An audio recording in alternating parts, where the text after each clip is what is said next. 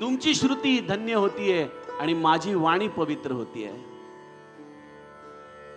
रामाची कथा हा देह राम कार्यामध्ये झिजवून त्याचा जो आनंद येतोय ना आतून, तो सांगता येत नाही हो. तो कोट्यावधी रुपयात मिळत नाही कुठं. मना चंदनाचे परित्वा जिजावे, परी अंतरी सज्जना निववावे. ही चंदनाची शीतलता रामकथेमध्ये निर्माण होते.